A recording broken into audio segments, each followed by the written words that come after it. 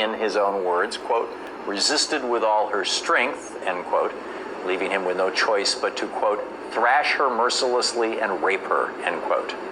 Columbus eventually started up a global child sex slave trade, shipping off young Indians to all corners of the globe.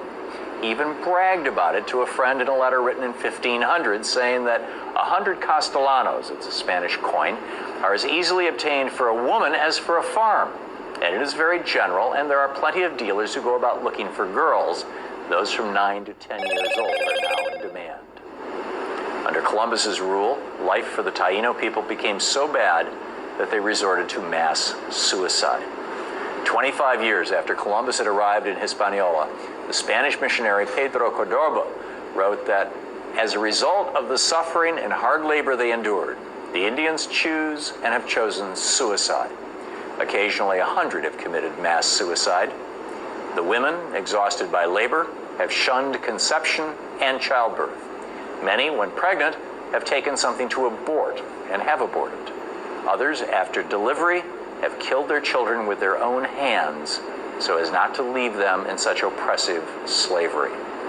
Eventually, Columbus resorted to wiping out the Taino altogether.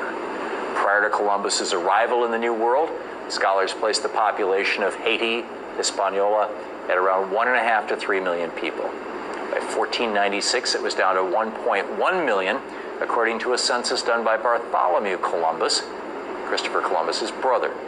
By 1516, the indigenous population was at 12,000, and by 1542, fewer than 200 natives were alive on Hispaniola. By 1555, every single native was dead, every last one. Knowing what we know now about Columbus's real intentions and actions, it's pretty ridiculous to be celebrating a man who didn't actually discover anything and who kicked off a genocide of historic proportions. If Columbus was robbing, raping, and pillaging Western Hemisphere island nations today, we'd probably be bombing him from the air. It's time to put the shameful history of Columbus and his enslavement and murder of Native Americans behind us, and instead start celebrating the indigenous peoples who called the Americas home long before Columbus ever set sail.